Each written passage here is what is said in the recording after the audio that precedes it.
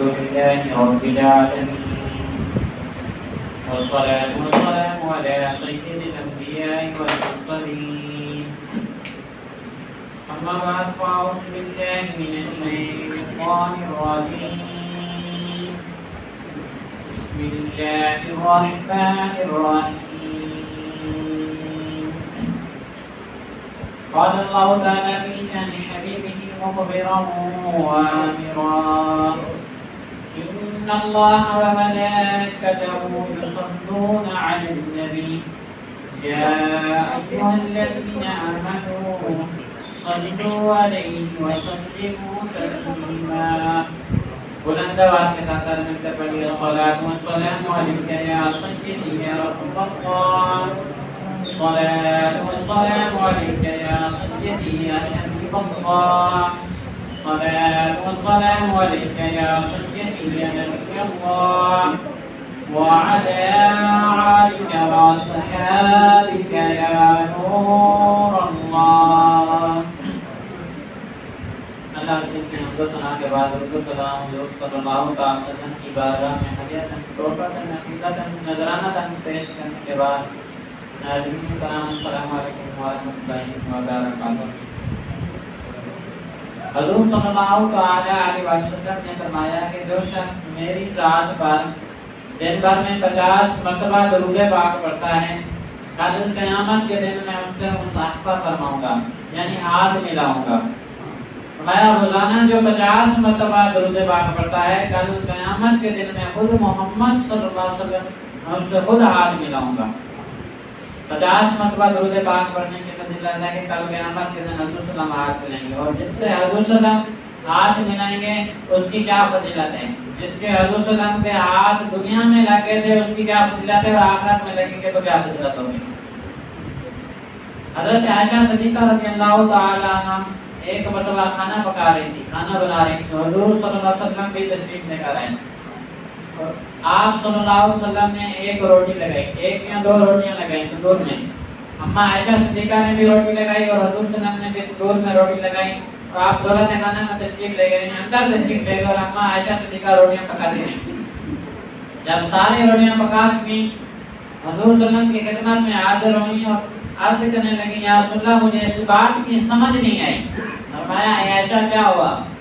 کہا کہ آپ نے جو روٹی لگائی ہے وہ ابھی تک تندور میں لگی ہوئی ہے، میں ساری روٹیاں پکا چکی ہوں وہ ابھی تک نہیں پکی، جیسے لگائی تھی ویسے لگی ہوئی ہے، میں روٹیاں پکا کے آ گئی ہوں، باقی آٹا ختم ہو گیا لیکن وہ روٹی جیسے لگائی تھی ویسے کریے۔ حضور نے فرمایا یہ عائشہ یہ تو دنیا کی آگ ہے، جس کو محمد کے ہاتھ لگتے ہیں اس کو دنیا کی کیا قیامت کی آگ بھی نہیں، جہنم کی آگ بھی نہیں جلائے گی۔ تو اتنی فضیلت ہے، فرمایا جو 50 مرتبہ درود پاک پڑھے گا کل قیامت کے دن میں خود محمد اس سے ہاتھ ملاؤں گا، جس سے حضور صلی اللہ علیہ وسلم ہاتھ ملائیں گے اس کو وہاں جہنم کی آگ چھوئے گی۔ آج تذکرہ کریں گے حضور کے غلاموں میں سے ایک غلام کا، حضرت سیدنا امام احمد رضا خان فاضل بریلوی اعلیٰ حضرت رحمۃ اللہ تعالی علیہ کون تھے؟ یہ ایک محدث اعظم عاشق رسول تھے، ہندوستان کے شہر بریلوی میں پیدا ہوئے اور آپ کا مزار بھی ادھر ہے بریلوی شریف میں۔ یہ ایک بہت بڑے محدث گزرے ہیں، انہوں نے کتاب لکھی ہے، بہت کتابیں لکھی ہیں، ایک فتاوی رضویہ کتاب لکھی ہے، ماشاءاللہ بہت ایسی کتاب ہے کہ ہر طرح کے مسئلے اس میں ملتے ہیں۔ آپ کی جب 6 سال کی عمر ہوئی نا، 6 سال کی عمر، اعلیٰ حضرت رحمۃ اللہ تعالی علیہ، تو آپ نے اس وقت حضور صلی اللہ علیہ وسلم کے میلاد مصطفیٰ پر 2 گھنٹے تقریر کی تھی، 2 گھنٹے حضور صلی اللہ علیہ وسلم کی سیرت پر میلاد مصطفیٰ پر بیان کیا تھا۔ یہ وہ ہستی ہیں، اعلیٰ حضرت وہ ہستی ہیں کہ جنہوں نے دونوں ہاتھوں سے تفسیر لکھی ہے۔ ہم عموماً کوئی چیز بھی لکھیں تو ایک ہاتھ سے لکھتے ہیں، ایک ہاتھ سے لکھتے ہیں کوئی چیز بھی لکھیں، لیکن اعلیٰ حضرت وہ ہیں کہ جنہوں نے تفسیر لکھی ہے، قرآن پاک کی تفسیر دونوں ہاتھوں سے لکھی ہے۔ ایک محدث فرماتے ہیں کہ میں نے اعلیٰ حضرت رحمۃ اللہ تعالی علیہ کا بہت نام سنا، زیارت کے لیے تشریف لے گیا، آپ سے ملنے کے لیے ملاقات کے لیے تشریف لے گیا۔ جب میں گیا تو دیکھا کہ آپ تفسیر لکھ رہے ہیں، اور کوئی بتانے والا بتا رہا ہے، آپ لکھتے جا رہے ہیں وہ بتاتے جا رہے ہیں۔ آپ لکھتے جا رہے ہیں، وہ بتاتے جا رہے ہیں، لیکن حیرت اس بات کی تھی وہ بتانے والا مجھے نظر ہی نہیں آ رہا تھا کہ وہ بتانے والا کون ہے۔ چنانچہ ادباً میں نے کچھ کہا نہیں۔ جب آپ فارغ ہوئے تو میں نے پوچھا آپ تفسیر لے کر رہے تھے، کوئی بتانے والا بتا رہا تھا، لیکن مجھے سمجھ نہیں آئی، مجھے نظر بھی نہیں آیا وہ کون تھا۔ اعلیٰ حضرت رحمۃ اللہ تعالیٰ نے فرمایا وہ حضور کی ذات تھی جو امام احمد رضا کو پردوں کو پیچھے رہ کر تفسیر لکھوا رہی تھی، یعنی حضور صلی اللہ علیہ وسلم سے پردوں کو پیچھے رہ کر اعلیٰ حضرت رحمۃ اللہ تعالیٰ کو تفسیر لکھوا رہے تھے۔ محدث فرماتے ہیں کہ میں حیران رہ گیا، آپ کی یہ شان دیکھ کر میں حیران رہ گیا کہ دو آدموں سے تفسیر لکھنے اور لکھوانے والے حضور صلی اللہ علیہ وسلم۔ ایک وقت تھا شریف مکہ کا دور تھا کہ آپ ادھر گئے، حج پر گئے۔ اعلیٰ حضرت رحمۃ اللہ تعالیٰ نے ایک مرتبہ حج پر گئے، وہاں شریف مکہ کا دور تھا، مدینہ شریف میں آئے۔ جب مدینہ المنورہ میں آئے تو ادھر پہلے خانہ کعبہ مدینہ المنورہ میں جو گنبد خضرا ہے حضور صلی اللہ علیہ وسلم کی مزار مبارک ہے، اس کے سامنے دو کھجور کے درخت تھے، اب تعمیراتی کام کی وجہ سے وہ ہٹا دیے گئے ہیں۔ اعلیٰ حضرت کے دور میں وہاں دو کھجور کے درخت تھے، اور ایک ہندوستان کے، پاکستان اور انڈیا پہلے ایک تھا، یعنی جدا نہیں ہوا تھا۔ اس وقت جس کو بڑے عالم ایشیا کہا جاتا تھا، ہندوستان کے ایک بہت بڑے شاعر بھی ادھر گئے۔ اعلیٰ حضرت بھی حج پر گئے اور وہ بہت بڑے شاعر تھے، وہ بھی ادھر حج پر گئے۔ اب اس نے تخیل باندھا، شاعر نے تخیل باندھا، ادھر جب دیکھا کھجور کے درختوں کو ادھر ایک شعر لکھ دیا۔ اب شاعر نے کہا پہلے تو درخت تھے نا، اب نہیں تھے، اس نے کہا کب ہیں درخت گنبد شاہ والا کے سامنے۔ اس نے تخیل باندھا کب ہیں درخت گنبد شاہ والا کے سامنے، مجنوں کھڑے ہیں خیمہ لیلا کے سامنے۔ شاعر نے جب یہ شعر پڑھا تو لوگوں نے کہا واہ واہ واہ، سنا تو عالم واہ واہ کہنے لگا۔ کسی نے یہ شعر اعلیٰ حضرت رحمۃ اللہ تعالیٰ کو سنایا، کہا کہ شاعر آئے ہیں، انہوں نے یہ شعر پڑھا ہے کہ کب ہیں درخت گنبد شاہ والا کے سامنے، مجنوں کھڑے ہیں خیمہ لیلا کے سامنے۔ اعلیٰ حضرت رحمۃ اللہ تعالیٰ نے جب یہ شعر سنا تو جلال میں آ گئے، اور سننے لگا کہ ان کی یہ جرات میرے نبی کے روزے کو لیلا کے خیمے سے تشبیہ دی، لیلا کی اوقات کیا ہے، اور میرے نبی کے روزے کو لیلا کے خیمے سے تشبیہ دے رہا ہے۔ فرمایا کہاں ہے شاعر کو بلاؤ میرے پاس، جس نے یہ شاعر پڑھا ہے اس کو بلاؤ۔ اب لوگوں نے شاعر کو کہا کہ آپ کو اعلیٰ حضرت رحمۃ اللہ تعالیٰ سے بلا رہے ہیں۔ اب یہ سمجھا کہ مجھے لال دیں گے، میری تعریف کریں گے۔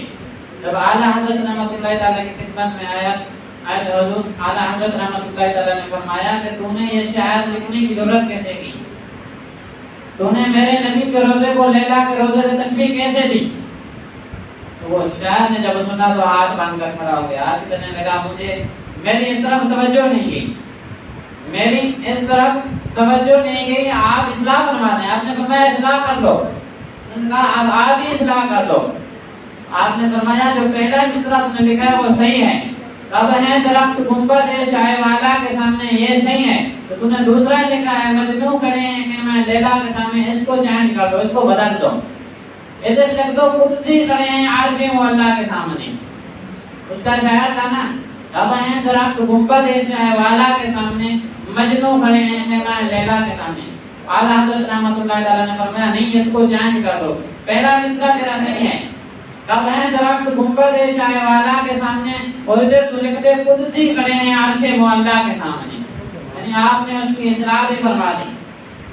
اور وہ جو شاعر تھے کوئی عام شاعر نہیں تھے، جسے آج ہم ڈاکٹر علامہ اقبال رحمۃ اللہ تعالیٰ کے نام سے پکارتے ہیں، وہ یہ تھے۔ علامہ اقبال رحمۃ اللہ تعالیٰ تھے جنہوں نے یہ شعر لکھا تھا، اور علامہ اقبال رحمۃ اللہ تعالیٰ وہ تھے کہ جنہوں نے شاگردی حاصل کی، یعنی اعلیٰ حضرت رحمۃ اللہ تعالیٰ سے علامہ اقبال نے بھی شاگردی حاصل کی ہے۔ اتنے محدث اعلیٰ حضرت رحمۃ اللہ تعالیٰ گزرے ہیں۔ ہمارے سیالکوٹ سے ایک بزرگ تھے، یعنی میرے طالب علمی کے دور میں اعلیٰ حضرت رحمۃ اللہ تعالیٰ کے بعد بریلوی شریف کے، پاکستان چھوڑ کر بریلوی شریف کے اعلیٰ حضرت رحمۃ اللہ تعالیٰ کی خدمت میں علم دین حاصل کیا۔ ان کا نام تھا ضیاءالدین۔ جب آپ نے علم حاصل کر لیا نا، اعلیٰ حضرت رحمۃ اللہ تعالیٰ نے ایک دن فرمایا ہے ضیاءالدین تو نے علم دین کے لیے پاکستان چھوڑا، پاکستان کا سب سے بڑا مشہور صوبہ پنجاب چھوڑا، علم دین کے لیے تو نے پاکستان پنجاب چھوڑ کر تو بریلی آیا، اب میں چاہتا ہوں تمہیں مدینہ بھیج دوں. اب ہم چاہتے ہیں اس ضیاءالدین آپ کو مدینہ بھیجتے ہیں, اور وہ کتنا خوش نصیب وہ مرید ہوگا جس کو پیر فرمائے کہ میں تمہیں مدینہ بھیجتا ہوں. اور وہ پیر کوئی عام نہیں تھے, وہ پیر بھی کوئی عام نہیں تھے. کہا کہ میں آپ کو مدینہ بھیجنا چاہتا ہوں. اور ضیاءالدین مدنی رحمۃ اللہ تعالی علیہ مدینہ شریف چلے گئے, اور وہاں مدینہ شریف گئے تو وہاں دن کا کام اس طرح کیا کہ مدینہ شریف میں ایسے بن گئے کہ ضیاءالدین مدنی کہلائے, مدینے والے بن گئے, ضیاءالدین مدنی کہلائے. اب ضیاءالدین مدنی رحمۃ اللہ تعالی نے ایک مرید تیار کیا, اپنا انہوں نے ایک مرید تیار کیا. ویسے تو کافی مرید اور شاگرد ہوئے ان کے, لیکن ایک ایسا مرید اور ایک ایسا شاگرد بھی نکلا ان کا جس نے وہ ایک ہدف اٹھایا کہ مجھے اپنی اور ساری دنیا کے لوگوں کی اصلاح کی کوشش کرنی ہے. اور وہ جو ضیاءالدین مدنی رحمۃ اللہ علیہ کا شاگرد اور مرید نکلا جس کو آج دنیا امیر اہل سنت کے نام سے جانتی ہے, حضرت علامہ مولانا ابو بلال محمد الیاس عطا قادری رضی دامت برکاتہ العالیہ. یہ وہ ضیاءالدین مدنی رحمۃ اللہ تعالی علیہ کے شاگرد اور مرید ہیں جنہوں نے پوری دنیا میں دین اسلام کا ڈنکا بجایا ہے. یعنی انہوں نے صرف ایک ہی مشن یہ لے کر نکلے کہ مجھے اپنی اور ساری دنیا کے لوگوں کی اصلاح کی کوشش کرنی ہے. صرف کہا نہیں, اس بات پر عمل بھی کیا, اسی بات پر عمل بھی کیا ہے. اب 200 ملکوں میں دعوت اسلامی کے بندے پہنچ چکے ہیں دین اسلام پہنچانے کے لیے. اب یہ مدنی چینل تو پوری دنیا میں چل رہا ہے, یہ ہمارا سوشل میڈیا یوٹیوب فیس بک واٹس ایپ وغیرہ یہ پوری دنیا میں چل رہا ہے. اس پر آن لائن دعوت اسلامی دین اسلام سکھا رہی ہے, آن لائن عالم بھی بنا رہے ہیں, آن لائن قاری بھی بنا رہے ہیں, آن لائن حافظ بھی بنا رہے ہیں. ان کا صرف ایک ہی مقصد ہے اپنی اصلاح اور دوسروں کی اصلاح, امت مسلمہ کی خیر خواہی. یعنی ضیاءالدین مدنی کا ایک ایسا مرید اور شاگرد نکلا جس کو ایک ہی مشن لے کر نکلا کہ پیچھے پیر کا ہاتھ تھا نا, اور اس کے پیچھے بھی مضبوط پیر کا ہاتھ تھا. یعنی اعلیٰ حضرت کا ہاتھ ضیاءالدین مدنی پر, ضیاءالدین مدنی رحمۃ اللہ تعالی کا ہاتھ ریاض قادری پر. اب ان کے اتنے مرید ہیں ماشاءاللہ, ہزاروں میں کروڑوں میں مرید ہیں. صرف ان کا ایک ہی مشن ہے اپنی اصلاح اور دوسروں کی اصلاح. اللہ تعالیٰ دعوت اسلامی کو سلامت رکھے. یہ اعلیٰ حضرت رحمۃ اللہ تعالی کا فیضان ہے. آج ہم کو دعوت اسلامی نصیب ہوئی ہے, یہ ان کا فیضان ہے. پچھلے جمعہ پر ایک سوال رہ گیا تھا, اس سے پچھلے 2 سوال کیے گئے تھے. ایک کا جواب دیا تھا, ایک ٹائم ختم ہو گیا تھا. ایک شخص کا یہ سوال تھا کہ پوچھا کہ قاری صاحب ہمارے یہاں پوتگی ہوئی تھی, جب ہم قبرستان کے اس کو دفنایا, دفنانے کے بعد ہم نے اذان پڑھی. اب ادھر اذان پڑھی تو اذان پڑھنے کے بعد ایک بابا جی نے مجھے پکڑ لیا, کہا کہ تم نے اذان کیوں پڑھی ہے, اذان کیوں پڑھی ہے, ادھر کون سی جماعت ہونے والی ہے, کون سی نماز ہونے والی ہے کہ تم نے ادھر اذان پڑھی ہے. اب وہ اس نے کہا کہ اس کا مجھے جواب عنایت فرمائیں. کوشش کروں گا اپنے علم کے مطابق. دیکھیے اذان کا مقصد صرف جماعت کے ساتھ نماز کے ساتھ نہیں ہے. اذان کا مقصد صرف جماعت اور نماز کے ساتھ نہیں ہے, یعنی کسی اور کام کے لیے بھی دی جا سکتی ہے. جب صحابہ کرام رضی اللہ تعالی عنہ کسی مشن پر جاتے نا, جہاد پر جاتے, تو اس وقت اذان کی جاتی تھی اور سب سمجھ جاتے ہیں کہ حضور کا بلاوا ہے, لیکن اس وقت کوئی نماز نہیں ہوتی. اور جب 5 ٹائم کی اذان جماعت کے لیے اذان دی جاتی ہے, اس کے علاوہ بھی مدینے میں ایک اذان دی جاتی تھی کبھی کبھی رات کو کہ وباؤں اور بلاؤں کی حفاظت کے لیے. اب جب کورونا آیا تو پاکستان کے مختلف شہروں میں عشاء کی نماز کے بعد 10-11 بجے بھی اذانیں ہونے لگی تھی وبا اور بلا سے حفاظت کے لیے, لیکن اس کی بھی کوئی نماز نہیں تھی. اس کا مقصد یہ نہیں ہے کہ مطلب کہ صرف اذان نماز کے لیے دی جاتی ہے, نہیں, اذان کسی اور مقصد کے لیے بھی دی جاتی ہے. اور جو شخص پوچھ رہا ہے کہ تم نے اذان کیوں نہیں دی, اس کے مطابق میں کہوں گا کہ وہ اپنی زندگی جب سے پیدا ہوا تھا ادھر سے لے کر سن لیں, ادھر سے اپنی زندگی کو شروع کریں. جب تو پیدا ہوا تھا تو تیرے کان میں اذان دی گئی تھی, تو اس کی جماعت کہاں ہے, اس کی بھی نماز نہیں تھی نا.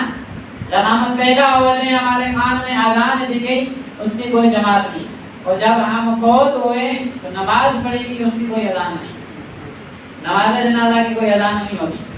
ہمارے کان میں اذان دی جاتی ہے, اس کی کوئی نماز نہیں ہوتی. اس کا مطلب یہ ہے کہ اذان صرف نماز کے لیے نہیں ہے, کسی اور جائز مقصد کے لیے بھی دی جاتی ہے. وباؤں اور بلاؤں سے نجات کے لیے بھی اذان دی جاتی ہے. لیکن ایک اور مضبوط دلیل یہ ہے کہ حضور صلی اللہ علیہ وسلم نے فرمایا کہ جب آدمی فوت ہو جاتا ہے نا, اس کو دفنایا جائے, جب دفنانے والے وہاں سے گزر رہے ہوتے ہیں تو وہ قبر میں جس کو دفنایا ہے وہ مردہ ان کے چلنے کے جوتوں کی آواز سنتا ہے. جب آدمی وہاں سے گزر رہتے ہیں جا رہے ہوتے ہیں تو ان کے قدموں کی آواز سنتا ہے وہ مردہ. اور ایک یہ روایت ہے کہ شیطان کے بارے میں کہا گیا کہ عدو مبین، یہ کھلا دشمن ہے، یہ کھلا دشمن ہے آپ کا. شیطان کے بارے میں اللہ تبارک تعالیٰ نے قرآن میں فرمایا کہ یہ کھلا دشمن ہے تمہارا. اب یہ شیطان کی یہ کوشش ہوتی ہے کہ بندہ ایمان پر نہ مرے، یعنی کافر کی حالت میں مرے، کفر کی حالت میں مرے. یہ شیطان کی کوشش ہوتی ہے. جب آدمی مر رہا ہوتا ہے نا، نزاع کا وقت ہوتا ہے، تو اس وقت اتنی سختیاں ہوتی ہیں نا، اس کا دماغ کام نہیں کر رہا ہوتا. اور اس وقت علماء کرام فرماتے ہیں یہ شیطان آ جاتا ہے اس کے بعد، باپ کی شکل میں یا ماں کی شکل میں یا دوست کی شکل میں یا کسی عزیز کی شکل میں آ جاتا ہے، اور اس کو یہی کہتا ہے کہ تو اسلام سے ہٹ جا، یہودی مذہب اختیار کر لے یا نصرانی مذہب اختیار کر لے. وہ اس کو گمراہ کرنے کی کوشش کرتا ہے. لیکن ادھر مردہ جب وہ مرنے والا کامیاب ہو جائے، ایمان پر فوت ہو جائے، کلمہ پڑھ کر فوت ہو جائے، جب قبر میں دفنایا جائے تو حضور صلی اللہ علیہ وسلم نے فرمایا کہ جب وہ مردے کو دفنا کر جا رہے ہوتے ہیں نا، اس وقت فرشتے آتے ہیں. اس وقت اس پر فرشتے آتے ہیں. منکر ایک کا نام منکر، دوسرے کا نکیر. سوال جواب پوچھتے ہیں اس سے فرشتے مردے سے. جیسے مردے کو دفناتے ہیں اور جیسے وہ فرشتے آتے ہیں تو ہر ایک مردہ اپنے آپ کو قبر میں اس حال میں دیکھے گا کہ عصر کا وقت ہو رہا ہے، یعنی عصر کا وقت ہو رہا ہے. جس وقت بھی دفنایا جائے کو، رات کو، شام کو، دوپہر کو، جس وقت بھی دفنایا جائے، لیکن جب قبر میں جائے گا منکر نکیر، اس کے بعد دو فرشتے آئیں گے تو وہ اپنے آپ کو اس حال میں دیکھے گا کہ عصر کا وقت ہو رہا ہے. اب وہ فرشتے اس سے سوال کریں گے، لیکن وہ فرشتے ایسی شکل میں آئیں گے کہ وہ مردہ دیکھ کر ڈر جائے گا، گھبرا جائے گا.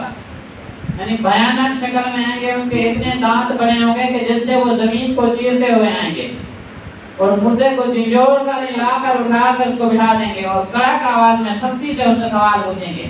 3 سوال پوچھیں گے. فرمایا من ربو کا، تیرا رب کون ہے؟ ما دینوں کا، تیرا دین کیا ہے؟ اور تیسرا سوال جو ہوگا حضور صلی اللہ علیہ وسلم کی زیارت کرائی جائے گی. تیسرا سوال ہر ایک شخص کو زیارت کرائی جائے گی، خواہ مسلمان کی حالت میں مرا یا کفر کی حالت میں، ہر ایک کو حضور صلی اللہ علیہ وسلم کی قبر میں زیارت کرائی جائے گی. فرشتوں کا تیسرا سوال یہی ہوگا ما كنت تقول في هذا الرجل، حضور صلی اللہ علیہ وسلم کے بارے میں فرمایا جائے گا بتا تو اس کے بارے میں کیا کہتا تھا، دنیا کے بارے میں. هذا الرجل، یہ جو شخص ہے اس کے بارے میں تو کیا کہتا تھا. اب اس میں اس وقت بھی شیطان آ جائے گا، اس وقت بھی اس شخص کے پاس شیطان آ جائے گا. جب فرشتے کہیں گے من ربو کا، تیرا رب کون ہے، تو وہ شیطان اس شخص کو کہے گا، اپنی طرف کہے گا کہ تو بتا میں تیرا رب ہوں. وہ اپنے بارے میں شیطان اس شخص کو کہے گا کہ تو بتا میں تیرا رب ہوں. اور جب دوسرا سوال ہوگا ما دینوں کا، تیرا دین کیا ہے، تب بھی وہ شیطان اس شخص کو کہے گا تو میرے بارے میں کہے کہ میں تیرا دین ہوں. تو حضور صلی اللہ علیہ وسلم نے فرمایا کہ جہاں تک اذان کی آواز جاتی ہے نا، شیطان وہاں تک بھاگ جاتا ہے. اذان جب ہم دیتے ہیں، جہاں تک اذان کی آواز جاتی ہے، جیسے اذان کی آواز جہاں ختم ہو رہی ہے وہاں شیطان کی پہنچ ختم. اذان کے وقت شیطان بھاگ جاتا ہے. تو اس لیے جب ہم مردے کے اوپر اذان دیں گے اور اذان کو اتنا لمبا کر دیں گے کہ وہ فرشتے اس سے سوال کر لیں، وہاں شیطان نہ جائے، تاکہ وہ بچ جائے، تاکہ وہ کامیاب ہو جائے.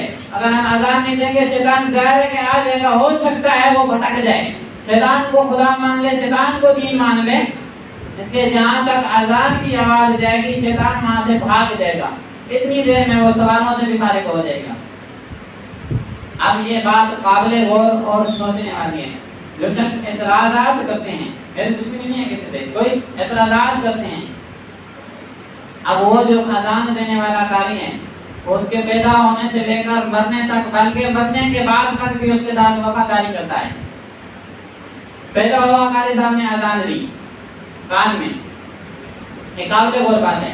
پیدا ہوا قاری صاحب نے اذان دی، فوت ہوا غسل کے لیے قاری صاحب آئے، کفن قاری صاحب نے پہنایا، دفنایا، جنازہ قاری صاحب نے پڑھایا اور دعا بھی قاری صاحب نے مانگی اس کی مغفرت کے لیے.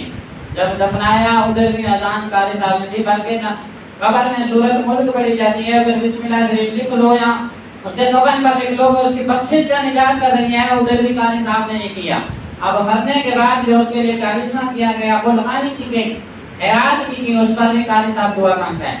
اس کے پیدا ہونے سے لے کے مرنے تک، مرنے کے بعد تک بھی قاری اس کو بخشانے کے لیے لگا ہوتا ہے، لیکن یہ باہر بازار میں جا کر قاری کے خلاف بول رہا. وہی ہے نا، اس نے اذان دی، کہتا ہے کہ میں نے اذان دی اور بابا جی نے پکڑ لیا، کہتا ہے کہ کیوں اذان دی ہے، اذان تو نے کیوں دیا ہے. دیکھ وہ شخص جو اذان دینے والا تیرے پیدا ہونے سے لے کر مرنے تک، مرنے کے بعد تک تیرے ساتھ وفاداری کرتا ہے، لیکن تو پھر بھی اس کے خلاف چل رہا ہے. یہ قابل غور بات ہے، سوچنے والی بات ہے. اللہ تعالیٰ ہم سب کو عقل سلامت عطا فرمائے. وہ اس کے پیدا ہونے سے لے کر مرنے تک، مرنے کے بعد تک اس کے لیے دعائیں مغفرت کر رہا ہے، لیکن یہ ان دوستوں میں بیٹھ کر اس کے خلاف جا رہا ہے جو ملتے بعد میں پہلے گالی دیتے ہیں، ملتے بعد میں پہلے گالی دیتے ہیں، سلام تک نہیں کرتے. حضور نے فرمایا کہ جب ایک دوسرے سے ملاقات کرو سلام کرو، بلکہ ایک کمرے سے دوسرے کمرے میں جاؤ پھر آؤ پھر بھی سلام کرو. سلام ایک دعا ہے. جب تم کہو گے السلام علیکم ورحمۃ اللہ تو اس سے اللہ تعالیٰ کی رحمت تم کرو. جواب دینے والا کہے گا وعلیکم السلام ورحمۃ اللہ، ایسا کہ تم پر بھی رحمت ہو. ایک دوسرے کو سلام کہہ کر رحمتوں کے بارے میں کہہ رہے ہیں کہ اللہ تجھ پر رحم کرے، وہ کہتا ہے تجھ پر رحم کرے. یہ سلام کا کتنا ذریعہ ہے، آسان ہے، لیکن ہم ان شخصوں کے ساتھ بیٹھتے ہیں، ان لوگوں کے ساتھ وہ دوست بنا لیے ہیں جتنے بعد میں ہیں میرے گالی دیتے ہیں. اب قابل غور بات ہے، جو بازاروں میں مارکیٹوں میں ہمارے جو دوست تھے، ہم نے تعلیم حاصل کی، 5ویں تک پڑھے، جو 5ویں کے دوست تھے وہ کہاں گئے؟ وہ 5ویں تک نہیں، 8ویں تک پڑھے، 8ویں کے جو کلاس میں دوست تھے وہ چلے گئے. میٹرک تک آئے، میٹرک کے تھے جو وہ چلے گئے. میٹرک کے بعد بی اے کیا ہے، میں جو بھی ڈگری حاصل کی جو تھے ہمارے چلے گئے. ڈگریاں حاصل کرنے تک وہ ہمارے دوست میں، بعد میں ہر ایک اپنی جاب کی تلاش میں نکل گیا، ایک اپنے کام کی تلاش میں نکل گیا. لیکن جو ہمارے ساتھ ہیں وہ ماں باپ، جب ہم پہلی کلاس میں گئے تھے اس وقت بھی ماں باپ تھے، جب ایم اے تک پہنچے ماں باپ تھے، ایم اے کے بعد بھی ہم نے ڈگریاں حاصل کی، جاب حاصل کی، پھر بھی ماں باپ ہمارے ساتھ ہیں. لیکن ہم کس کو وقت زیادہ دیتے ہیں؟ دوستوں کو. بعض دوستوں کے ساتھ رہنے کے بعد جب گھر جاتے ہیں ماں باپ کے پاس پھر بھی اسی دوستوں کے ساتھ باتیں کرتے رہتے ہیں. پورا ہفتہ دوستوں کے ساتھ رہے، جب گھر ایک دن گئے اسی ایک دن بھی دوستوں سے باتوں میں لگے رہے، ماں باپ کو ٹائم نہیں دیا. دنیا میں سب سے زیادہ جو وفادار طبقہ ہے نا وہ ماں باپ ہے. ماں باپ سے بڑھ کر وفادار ہے ہی کوئی نہیں. اور آج کے دور میں، آج کے سوشل میڈیا کے دور میں ہم نے جو ہے نا زیادہ اہمیت دوستوں کو دے دی ہے. دوست بنانے چاہیے، یہ نہیں ہے کہ نہ بناؤ، لیکن سب سے زیادہ جو اہمیت ہے وہ ماں باپ کو ہے.